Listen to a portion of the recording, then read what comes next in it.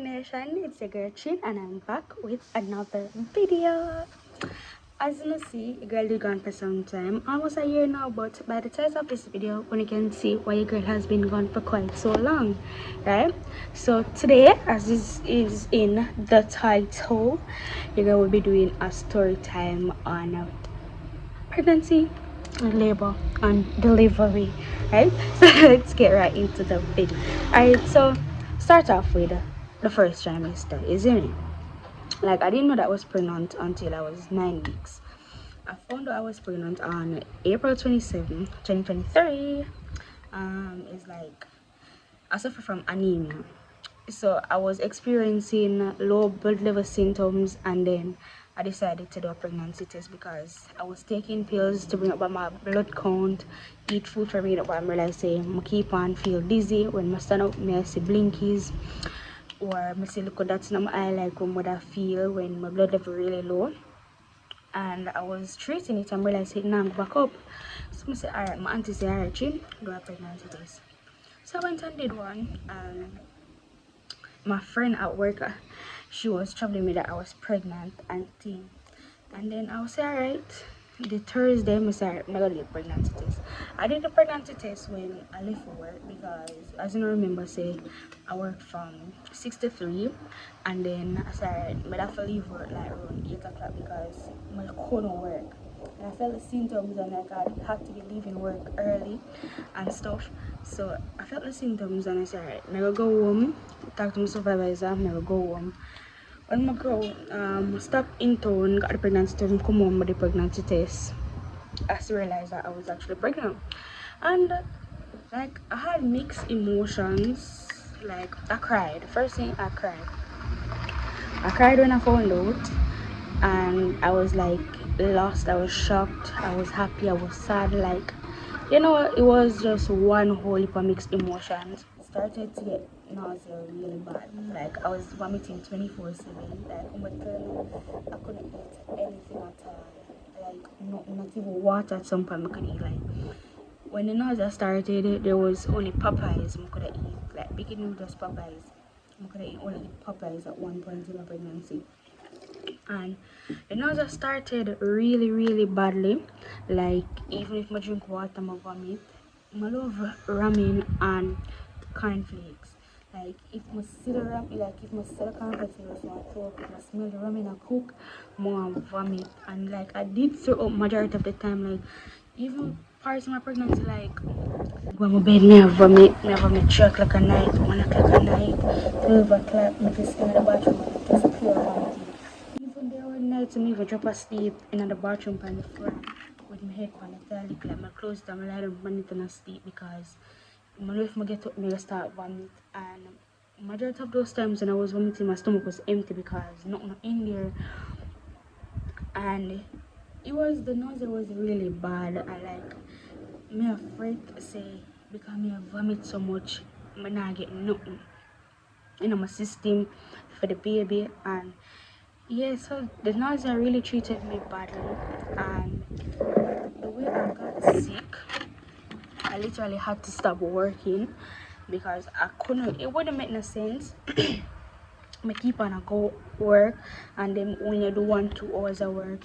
So I had to stop working early on in my pregnancy. Like I took a month off to see I see 1 month sick leave off to see if my body I go like wait until I go into the second trimester to see it better, like fully in the second trimester to see if the nausea would get better, but it only got worse. So I had to stop working. And I wrote down my notes, that's how when you see me I look down, I may look for see what's wrong with it, isn't it? So yeah, that was really what in there. And I had like my dizzy majority of my second trimester. Like the first trimester wasn't as bad because like I went through 2.5 months of it, so I was like 9 weeks plus. So the first trimester wasn't as bad because I did almost finish it with my final that I was pregnant. And then I had acne, like in my second trimester I had acne, I had like in my chest, my back, my face. I really had bad acne on my face during the second trimester, but it cleared up closer to the 6th month and so my face started to get back normal. So yeah, that was for the first and second trimester. That was what I really went through during the first and second trimester. And to start with the third trimester now, this is where everything came to light, everything started changing up. Cause number one, in the third trimester when I was 8 months, that's when food literally starts stay down. At the 7th month, I could eat certain foods, like I could have started drinking tea, snacks that stayed on and stuff. And yeah, so when I was 8 months, that when food literally started to gain weight. Like the girl that weigh 123 before she get pregnant. When I just gain weight. So yeah, and then before I gave birth, the final weight that I weighed was 182 pounds. Like a girl moved from 123 to 182 pounds. Like that was crazy. Well, your girl I get back to man train together. Just give me a good time, isn't it? So yeah, the weight gain wasn't as bad because again weight in some places that I really like that I don't want to lose. If you get my say, yeah, but I gained weight and I didn't really feel well. I didn't kind of feel bad about it because I just look fat and my clothes them couldn't fit me. I feel with my auntie clothes and stuff. So that was how I really felt about it. Like it's just that my clothes them couldn't fit me. I did feel kind of feel a little insecure, but not that much. Yeah. Then I was suffering from insomnia. Like I don't personally I don't sleep in the nights before I got pregnant, but when you're pregnant and you get tired very easily, and like you will want to sleep in the nighttime, and when you're asleep you can't sleep. And I was up all 1, 2, 3 o'clock at night time. Like my auntie used to say, she ain't got your bed because when the baby born and them always them go on up.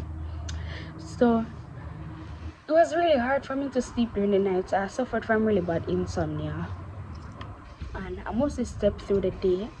So yeah, and girls start walk like penguin. Girls start walk like penguin. Like me used to laugh off, sorry, pregnant females out there, but me used to laugh off my mother when she started walking, you know, because mother used to walk and wobble like that. And that's how I started to walk from I was around 7 months because experiencing pelvic pain and so forth, and that affected my walking because I had serious pain. I had headache pain, I had backache, my belly hurted, my feet hurted because they were swollen, my fingers hurted, like my fingers were so swollen I couldn't click them or anything. And yeah, I went through that. I went through pain a lot. I actually went through depression as well. Like yeah, I did went through depression. I went through depression because I was thinking like, what if I'm not like fit enough to raise a child? Like no one knew that I went through depression. This is the first time I'm talking about this. Yeah, I went through skin discoloration. Like I still have dark. My neck is darker than how it normally was, and like my arm area. Yeah, I had skin discoloration. Like my skin was darker than usual. Like in certain places it was darker than the other. Like my face had its original color, but my neck was dark. Like see where it is a little because it's a fade, you know, it was really way darker than it, and my neck was the same shade as there. My chest had the discoloration as well. My back had it, and yeah, so that was basically the third trimester for me. You know, the depression, the insomnia, skin discoloration, pelvic pain when the baby turned and the down in my pelvic, it hurted there as well. So that was basically the third trimester. And then when I was 36 weeks, I started going to clinic. So I went there for the first week, and when I went, they did the registration and everything, forget your file for hospital and everything. So then clinic, everything was normal until the last time I went to the clinic. I did one checkup at the clinic before I got admitted into the hospital. And when I went, the day I got admitted is like, I went there, my blood pressure was through the roof. Like during my whole pregnancy I had very good blood pressure levels, and then I went, and then my blood pressure was high, and then they saw protein in my urine, and so they said I'm gonna wait until the doctor come. So when the doctor come now, everything, and they do the checkup, the doctor looked at my feet and said that she has edema, which is a swelling caused by fluid trapped inside the body. So, and then my gestational age was 38 weeks and 4 days. So them said, alright, they might admit me, supposed to get ready to go to hospital. So I said, okay. That was what happened when I got admitted the day. So I got admitted the Tuesday. When I went by the hospital now, like the admission took quite some time because we reached the hospital like from 4 after 2, and the nurse came and started admitting me like a little bit to 6. When we were there now, then we named the nurse. She put my belly, and I had this swelling on my belly that I thought was just like I thought me and my auntie they home and things say I just want a regular like fat sack or something like that. When the nurse say yeah, the swelling cause a problem because when you try to find the baby heartbeat to see how him heart rate and everything is still, it was blocking it. So yeah, that was caused by the edema, and I also had severe preeclampsia that led to the high blood pressure, which was bothering my liver as well. So with the preeclampsia, the doctor said it caused the high blood pressure, liver enzyme. Then when they did the blood test, there's an enzyme all over the place, and that was very dangerous.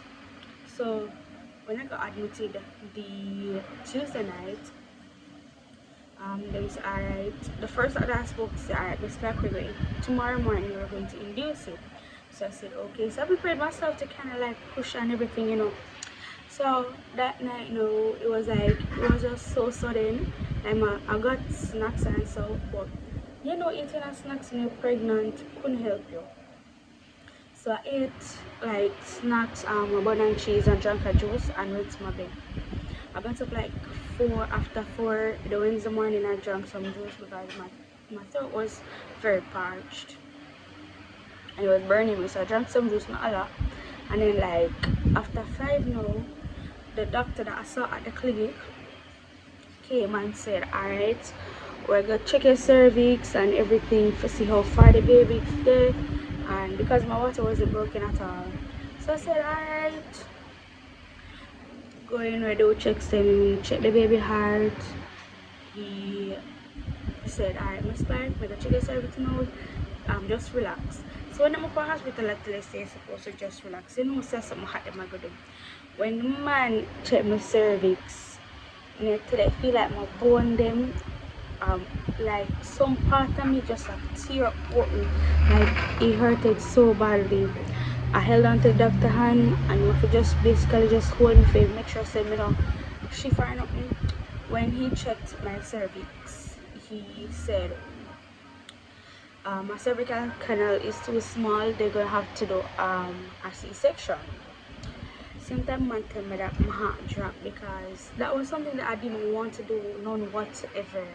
Like during my pregnancy, my original doctor told me that he hoped I can push because there was this ultrasound that I went to, and he asked me if my mother push out, how much children my mother have, and I told him 3, and he said how much she push out, and I said it was only me, the other 2 had to C-sections, and he said I hope I can push because the baby big. And I said alright, but he didn't say it was a surety that I'm going to do a C-section at that time. He just said I hope I can push. And then when I went to the hospital, man said you're going to have to do a C-section, your canal is too small. So I said alright. When I came out now and I went back to the bed in the cubicle that I was in, I just started crying. Like that was something I didn't want because I know I heard of so many stories, people losing their life when they're doing the C-section. them take long to heal after whole heap of complications. So I really didn't want to do a C-section, but it was the only option. So I said, alright. I cried, I cried a whole heap of time.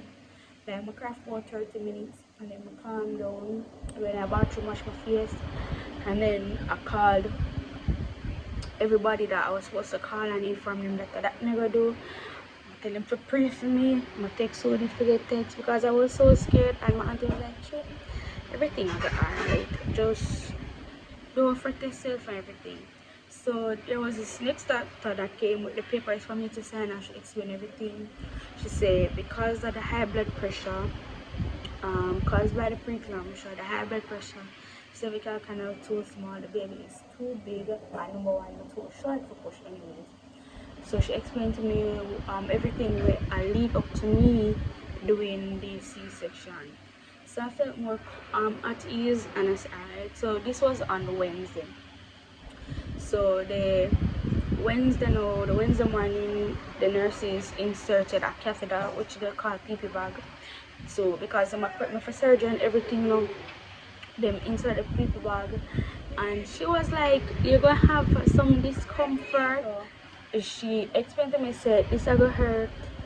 No, she never said. So she said, some asked her, say, "Is it going to hurt?" She said, "No, you're just gonna feel a little discomfort.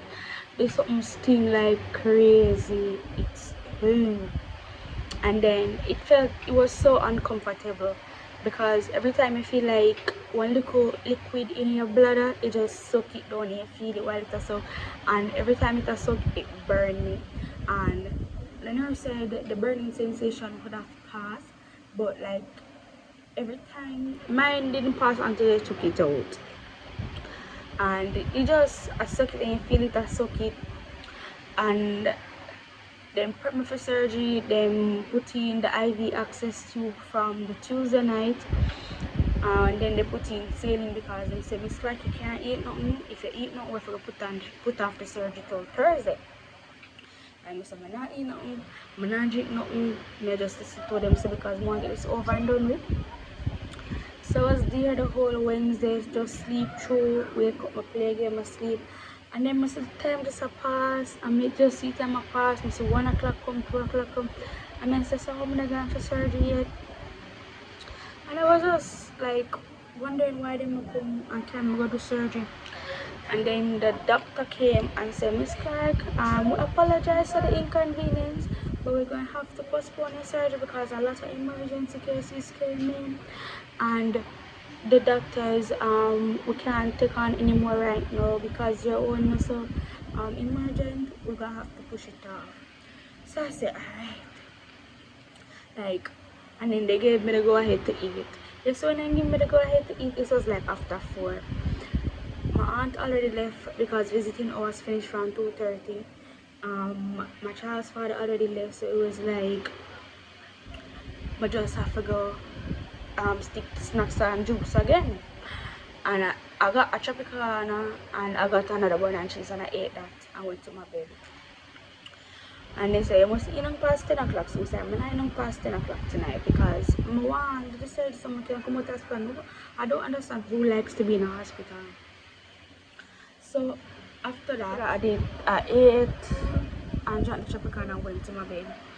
Thursday, and then I just basically sleep it up because I don't want to feel the effect. Then Thursday came now, and the doctor came to me and said, "Miss Clark, is another team working today, but so it's not a certainty that we're going to do a surgery today, but I'll speak to my superior and see if she's available. Speak to my superior when he's here and see if they can place on the team that is working today." So I'm say, really? I'm say, alright, probably another day before them do the surgery. And bear in mind, I was still taking saline, and I still had the catheter. And the catheter was still very uncomfortable at this point. And while there I was like just so pissed off because I just wanted the surgeon to come out.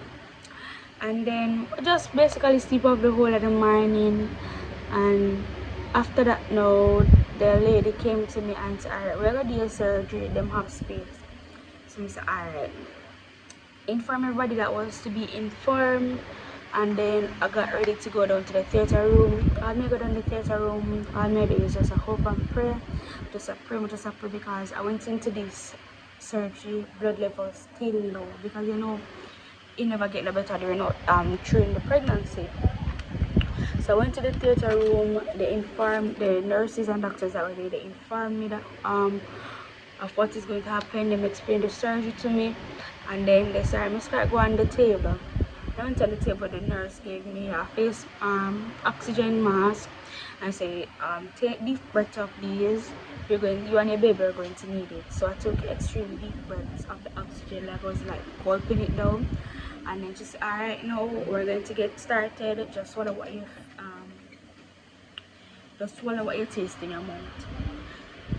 When I swallowed, I knocked out completely. I don't know what happened. And I don't know nothing what happened. I just black out completely. And then when I started to wake up, it was like coloring, and I started to realize that where I was. And the first thing that came out of my mouth was, where's my baby? And the doctor came and showed my baby and asked, is he okay? And say, yeah, he's okay. And they just there checking my pressure every minute because my pressure still a skyrocket. And I was there on pressure about 6 times, 7 times, and it still wouldn't go down. So them transferred me back upstairs. After them transferred back to the ward, I was like, alright, I'm going back to the ward now. The nurses helped me out. They cleaned up my baby, they carried my baby, they make sure I'm latched onto the breast because it's a breastfeeding hospital. They're not allowed to give feed unless the mother isn't producing any milk. I had milk, so they latched him on and everything. And my baby came out looking exactly like me. And yeah, so that was the day of the surgery. I couldn't move, like you felt everything. If you even stretch your hand, you feel it. If you move your foot, you feel it. So you just had to stay on one side. And yeah, so I was the night of surgery. I stepped right through. I woke up to feed the baby a couple times, and then I was just sleeping right through because it's extremely tiring. And then the next day now, you had to get up to move so you can get the blood flowing properly and everything, because if you don't get up and move, you're gonna have problem in the future. That them determine. So a nurse came and helped me clean up and everything, and then the nurse that did my admission, like this was so painful. This was so very painful. Like she come to me and explain to me that I'm gonna have to press down on your belly to get the blood flowing. See, it's when the woman press, like she literally have to press down on the cut and the area around the cut to get the blood flowing, and she pressed down on it, man. I tell you, I felt it. This was the hardest part, to be honest. And then she pressed down on it, and I literally have to start scream out and start bawl, and my finger on her hand until she finished, because she have to press down on the cut itself, press down around it to just you could have just feel the blood that ooze out and everything. And I hurt it so badly, like my literally see blinkies and my literally I cry, but two of them curl up and everything. And then she helped me turn on my side to get off the bed. And like when you move, you just can move at a very slow pace because you can't just push and move. And so you just had to, and then they move me back to a regular cubicle. Well, they moved back into the hypertension cubicle, because I think my blood pressure did high and it was still high. My blood pressure was high until the day that I was leaving the hospital. So yeah, and then basically that was it. Like the hardest part was the day after a surgery and everything. Yeah, and then I spent 5 days, well, was it 5? Yeah, I spent 5 days in the hospital after I gave birth, because my blood pressure wouldn't go down, and they wouldn't let me out they wouldn't let me out with high blood pressure because it was affecting my liver, and my enzymes are all over the place and everything. And yeah, so that was basically it. But moving around the days after was very hard, especially coming off the bed and going on the bed. And when they took out the catheter, that was one of the relief, even though it was hard to make it to the bathroom after because you can barely move. And after they removed the catheter, it was like you're just happy when you're in there. You're just happy the urine just come down pretty hard. So yeah, so after that I just spent the couple days in the hospital to try lower my blood pressure, got medication for it and everything. And after that, yeah, I got home and just want to shout out my support system, because if it wasn't for you guys, I wouldn't be here. I wouldn't make it. I feel like I couldn't make it because I went through it. Like, I went through it. Those who checked on me and continuously checked on me, I thank you guys so much. Those who were there, those who prayed for me, and my love goes out to all of you, so thank you guys. I just wanted to update for now. I'll see you guys soon. Remember to like, comment, share, subscribe, tell a friend, to tell a friend, to tell another friend, to tell your uncle, grandma, auntie. Bye.